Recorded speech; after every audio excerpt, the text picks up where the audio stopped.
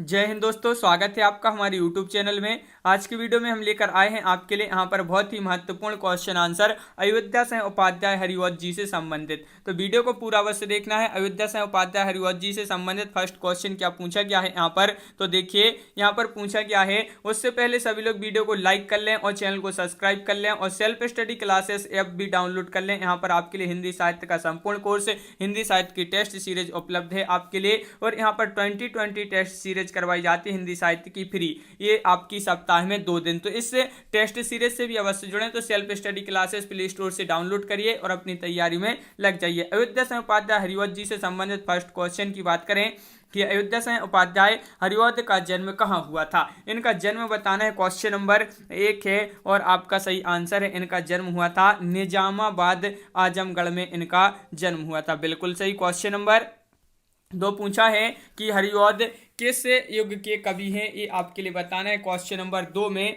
तो आपका बिल्कुल सही राइट आंसर है। क्वेश्चन नंबर 2 का सही आंसर है कि हरिवंश किस युग के कवि हैं। तो आपका सही आंसर है द्विवेदी युग के। तो विकल्प नंबर बी आपका बिल्कुल सही राइट आंसर होगा। द्विवेदी युग के कवि माने जाते हैं। और हरिवंश का जन्म कहाँ हुआ था, हरिवंश का जन्म कहाँ पर हुआ था ये बताना, कब हुआ था ये बताना है। तो इनका जन्म हुआ था कब, तो बिल्कुल सही राइट आंसर बताया है कि विकल्प नंबर आपका बी राइट आंसर है। 1865 ईस्वी में इनका जन्म हुआ था। तो इनका जन्म कहाँ पर हुआ था, निजामाबाद आजमगढ़ में।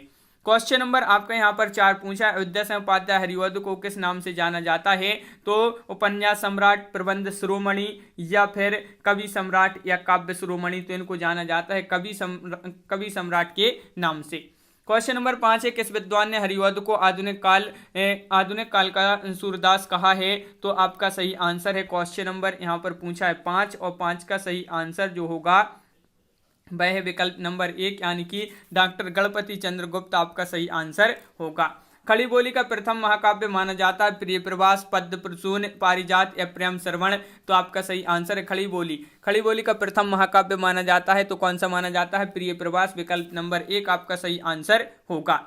हरिवंश जी का कौन सा काव्य पहले ब्रजांगना विलाप के नाम से प्रकाशित हुआ था। तो वह काव्य आपके लिए बताना है प्रिय प्रवास, पारिजात, पद्य प्रसून या फिर प्रेम श्रवण। तो प्रिय प्रवास ये जो है पहले ब्रजांगना विलाप के नाम से प्रकाशित हुआ था। बिल्कुल सही। क्वेश्चन नंबर 8 है, प्रिय प्रवास में कितने सर्ग हैं। सर्ग पूछा गया है, महत्वपूर्ण क्वेश्चन पूछा गया है, सर्ग कितने हैं। तो बिल्कुल सही राइट आंसर है, इसमें 17 सर्ग हैं। तो विकल्प नंबर बी आपका सही आंसर है। क्वेश्चन नंबर 9 क्या पूछा है कि हरिवंश जी को किस काव्य के लिए मंगला प्रसाद पारितोषिक दिया गया था। तो ये आपको बताना है, जो कि बहुत ही महत्वपूर्ण क्वेश्चन है, कई बार ये क्वेश्चन पूछा जा चुका है। और शिव प्रिय प्रवास आपका सही आंसर। प्रिय प्रवास के लिए इनको मंगला प्रसाद पारितोषिक सम्मान दिया गया था, पुरस्कार दिया गया था। प्रिय प्रवास में मुख्यतः रस है, संयोग श्रृंगार है, वियोग श्रृंगार है, वीर रस है, शांत रस है। तो क्वेश्चन नंबर 10 का सही आंसर है। इसमें रस की बात करें तो इसमें वियोग श्रृंगार रस माना जाता है। तो विकल्प नंबर सी राइट आंसर है।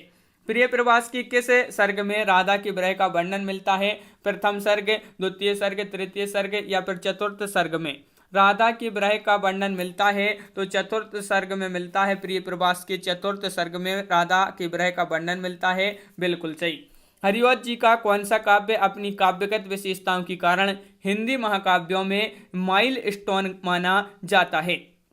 हरिवंश जी का कौन सा काव्य अपनी काव्यगत विशेषताओं के कारण हिंदी महाकाव्यों में माइल स्टोन माना जाता है। तो प्रिय प्रवास। तो विकल्प नंबर डी आपका सही आंसर होगा। हरिवंश जी के इस काव्य में राम और सीता के निर्वासन की कथा कही गई है, कौन से काव्य में कही गई है। तो बिल्कुल सही राइट आंसर है आपका यहाँ पर। बिल्कुल सही, बहुत बढ़िया। विकल्प नंबर बी राइट आंसर है। वैदेही वनवास आपका सही आंसर होगा। वैदेही वनवास में कितने सर्ग हैं। क्वेश्चन नंबर 14 है और 14 का सही आंसर आपका होगा 16 सर्ग हैं, 17 सर्ग हैं या फिर अगला विकल्प आपका यहाँ पर दिया गया है कि 18 सर्ग हैं या फिर 19 सर्ग हैं। तो यहाँ पर आपके 18 सर्ग हैं। वैदेही वनवास में कितने सर्ग हैं, 18 सर्ग आपका सही आंसर होगा। हरिवंश जी की सर्वप्रथम लिखी गई पुस्तक कौन सी है, ये क्वेश्चन बहुत ही महत्वपूर्ण क्वेश्चन पूछा गया है। और क्वेश्चन नंबर 15 का सही आंसर है विकल्प नंबर बी यानी कि वेनिस का वाका आपका राइट आंसर है। बिल्कुल सही। क्वेश्चन नंबर आपका 16 है, हिंदी साहित्य सम्मेलन द्वारा हरिवंश जी को कौन सी उपाधि दी गई थी। महत्वपूर्ण क्वेश्चन है और आपका सही आंसर है, क्या है राइट आंसर, तो साहित्य वाचस्पति आपका सही आंसर होगा। विकल्प नंबर आपका यहाँ पर जो एक है वह आपका सही आंसर है। हरिवंश जी का रीति ग्रंथ कौन सा है, इनका रीति ग्रंथ बताना है क्वेश्चन नंबर 17 में, तो बिल्कुल सही राइट आंसर है। हरिवंश जी का रीति ग्रंथ माना जाता है रस कलश, तो विकल्प नंबर बी आपका सही आंसर होगा। इनमें से कौन सी रचना हरिवंश जी की है, बताइए। उद्धव शतक या कुब्जा शतक, कृष्ण शतक, लोकोक्ति शतक, तो कृष्ण शतक जो रचना मानी जाती है यह हरिवंश जी की मानी जाती है, बिल्कुल सही। कबीर कुंडल काव्य किसका है, कबीर कुंडल काव्य माना जाता है, किसका माना जाता है, क्वेश्चन नंबर 19 है और आपका बिल्कुल सही राइट आंसर है 19वां क्वेश्चन का विकल्प नंबर डी हरिवंश आपका सही आंसर होगा। क्वेश्चन नंबर 20 की बात करें यहाँ पर कि प्रिय प्रवास काव्य में नायक नायिका है, तो प्रिय प्रवास काव्य में नायक नायिका कौन है, महत्वपूर्ण क्वेश्चन पूछा गया है और आपका राइट आंसर होगा क्वेश्चन नंबर 20 का राधा कृष्ण, आपका कृष्ण राधा आपका बिल्कुल सही आंसर है। क्वेश्चन नंबर 21 है, हरिवंश जी का ब्रजभाषा में रचित काव्य कौन सा है, ये बताना है। और इससे पहले सभी लोग एक बार वीडियो को लाइक अवश्य कर लिया करें, बहुत ही कम लोग वीडियो को लाइक करते हैं। हरिवंश जी का ब्रजभाषा में रचित काव्य पूछा है, तो ब्रजभाषा में पूछा है तो रस कलश आपका सही आंसर होगा।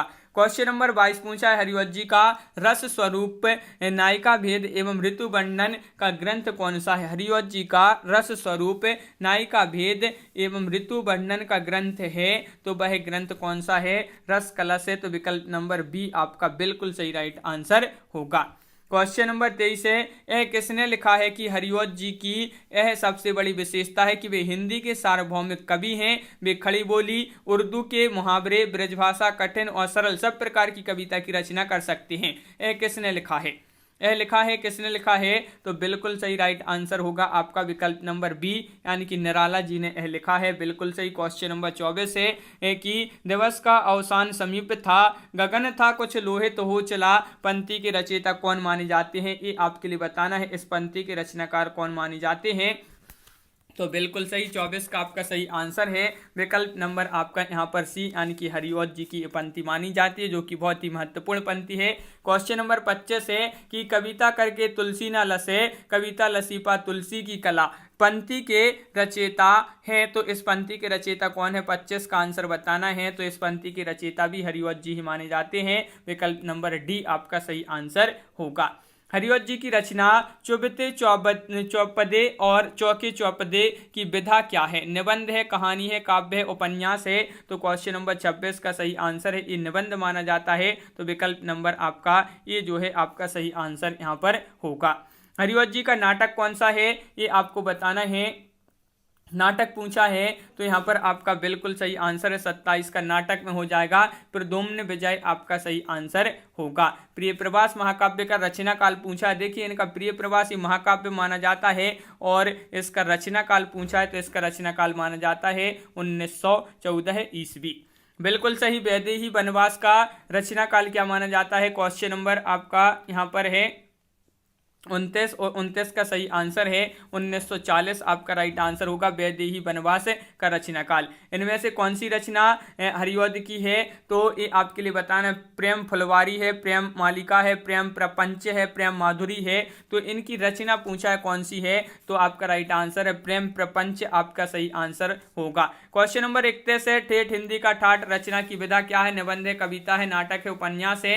क्वेश्चन नंबर 31 है जो कि बहुत ही महत्वपूर्ण क्वेश्चन है और ठेठ हिंदी का ठाठ ये माना जाता है उपन्यास। ठेठ हिंदी का ठाठ उपन्यास का रचना काल यहाँ पर बताना है, इसका रचना काल क्या माना जाता है, तो क्वेश्चन नंबर 32 का सही आंसर है, इसका रचना काल माना जाता है 1899 ईस्वी, बिल्कुल सही। अधिखिला उपन्यास का रचना काल क्या माना जाता है, अधिखिला उपन्यास है, ये याद रखिए महत्वपूर्ण उपन्यास है और इसका जो रचना काल माना जाता है इन दो विकल्प में से ही आपके लिए बताना है। क्वेश्चन नंबर 33 है, अधिकला उपन्यास का रचना काल 1907 ईस्वी माना जाता है। बिल्कुल सही। अगला क्वेश्चन क्या पूछा है, क्वेश्चन नंबर है अपना यहाँ पर 34, दिवस का अवसान समीप था, गगन था कुछ लोहित हो चला, पंक्ति हरिवध के किस काव्य से ली गई है? प्रिय प्रभात से, पारिजात से, या पद्म प्रसून से, या प्रेम श्रवण से?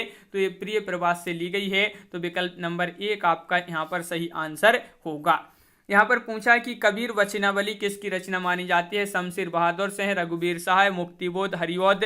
तो क्वेश्चन नंबर 35 का आपका जो सही आंसर है वह आपका राइट आंसर कबीर वचनावली पूछा है तो ये हरिवध जी की रचना मानी जाती है। बिल्कुल सही, जो कि बहुत ही महत्वपूर्ण क्वेश्चन है। और यहाँ पर पूछा है इनमें से कौन सी आलोचना हरिवध की है?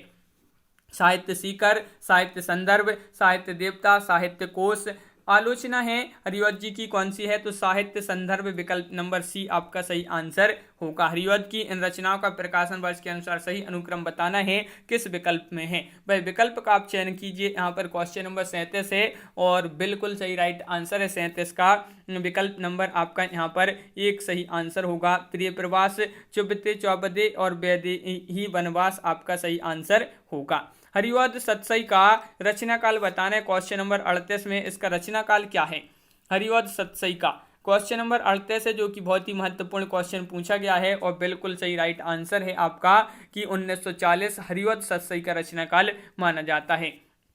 क्वेश्चन नंबर 39 है कि प्रिय प्रीति वह मेरा प्रिय प्रीति वह मेरा प्राण प्यारा कहाँ है? दुख जल निधि डूबी का सहारा कहाँ है? उपरोक्त पद की रचयिता कौन है? क्वेश्चन नंबर 39 का आंसर बताना है। तो प्रिय प्रीति वह मेरा प्राण प्यारा कहाँ है, दुख जल निधि डूबी का सहारा कहाँ है? ये हरिवध जी की जो है उपरोक्त पद हरिवध जी का माना जाता है। बिल्कुल सही। हरिवध का निधन कब हुआ ये बताना, जो कि बहुत ही महत्वपूर्ण क्वेश्चन है और इनका निधन कब हुआ ये पूछा गया है। तो बिल्कुल सही राइट आंसर आपका यहाँ पर होगा कि इनका निधन 1947 ईस्वी में हरिवध जी का निधन हुआ था। बिल्कुल सही। और इनका जन्म अगर पूछा जाए तो जन्म 1865 ईस्वी में इनका जन्म हुआ था। जन्म कहाँ पर हुआ था हरिवध जी का? तो निजामाबाद आजमगढ़ में इनका जो है जन्म हुआ था। तो ये भी आपके लिए याद रखना है, आजमगढ़ में इनका जन्म हुआ था। बिल्कुल सही, बहुत बढ़िया।